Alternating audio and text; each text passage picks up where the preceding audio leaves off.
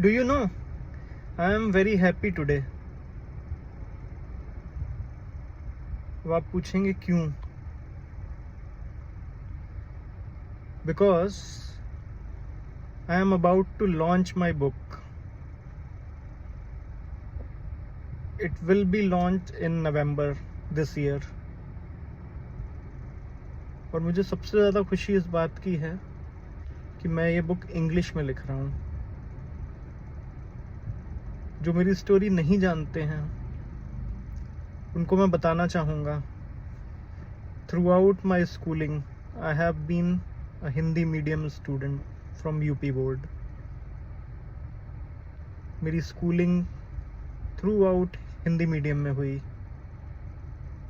सिर्फ इंग्लिश एक सब्जेक्ट होता था, बाकी rest of the subjects were in Hindi, be it social science, be it history, geography, whatever. So till 10th I studied in Hindi medium. I have written my exams in Hindi medium, and then I took a challenge for myself कि 11th class से मैं exams English में लिखूँगा। Problem ये थी कि जो tuitions थे, जो ट्यूटर्स थे, वो इंग्लिश में नहीं पढ़ाते थे। मैंने उनसे पूछा कि क्या आप मेरे को अलग से जो भी आप हिंदी में पढ़ाते हो, मे बी केमिस्ट्री अगर आप हिंदी में पढ़ाते हो, तो क्या आप मुझे वो इंग्लिश में पढ़ा दोगे जिससे कि मैं एग्ज़ाम में इंग्लिश में लिख पाऊँ। And they were not able to help me at that time, and there was a reason. I think out of 50 people, or out of 50 students, I was the only one who challenged myself. बाकी सारे Hindi medium में पढ़ के खुश थे। मुझे कहीं ना कहीं लगता था कि शायद आई कैन डू बेटर, और अगर मैं अभी इंग्लिश में लिखना शुरू कर दूंगा तो it will be in my habit. कहीं ना कहीं मेरे को प्रोफेशनली वो हेल्प करेगा in my graduation, if I go for a professional degree, which I did BTech, and it help me a lot. So ये मैंने किया कैसे? I started writing in English.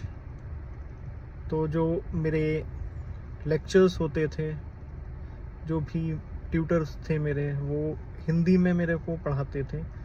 मैं घर आता था, घर आकर उसको मैं ट्रांसलेट करता था Hindi to English. Oxford dictionary लेके बैठता था, जो भी उन्होंने पढ़ाया, जो भी नोट्स मेरे होते थे, उन्हें मैं लिखता था, इंग्लिश में लिखता था, उन्हें याद करता था, और याद करके फिर मैं एग्ज़ाम में लिख कर आता था।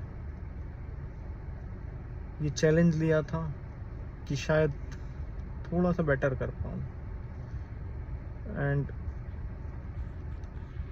It gave me result. When I join my BTech, I was able to cope up with the language, क्योंकि बीटेक में कोई हिंदी में नहीं पढ़ाता। जो ही सब्जेक्ट्स होते हैं सारे इंग्लिश में। आपको you have to deliver it in English, you have to write your exams in English. तो वहाँ पर मुझे बड़ी हेल्प हुई, and now I am proud of myself कि मेरी एक बुक आ रही है जो कि इंग्लिश में है। बुक का टाइटल बहुत क्लोज है मेरे हार्ट के, मेरे दिल के बहुत करीब है वो title, and the title is lay off, disaster और अपॉर्चुनिटी। ये बुक मैंने ले ऑफ पर लिखी है, और ये एक आज की डेट में बहुत बड़ी प्रॉब्लम है। I can relate to the people who are suffering from lay off. with my heart, with my soul, I am with them, and I am ready to help them. किसी भी तरह से मैं अगर उनकी मदद कर पाऊँ तो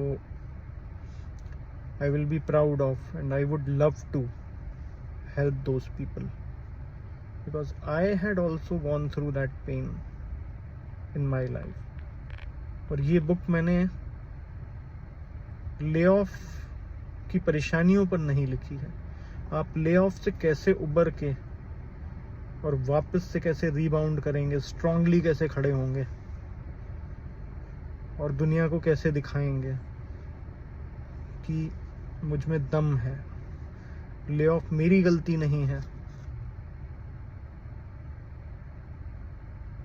I was never wrong. I was not responsible for my layoff. Because of circumstances, because of global crisis, I lost my job. But that doesn't mean I lost my confidence. I'm confident enough. I am ready to rebound. And I will give you the formula to the success. If you are suffering from layoff, if you are dealing with layoff, you must read this book, which is going to come in November this year. How can you become an employee of the year, the best performer of the year in your upcoming organization? No matter what has happened to you in the past, you can deal with any tough situation in your life. This is all about my book. If you want to pre-book, if you want to reserve it, I am giving you the link in the description of this video, and it is a very special offer for first 100 copies. I am going to write your name in my handwriting, and I am going to sign it personally for you at a very discounted rate. So go and grab your copy. If you want to learn,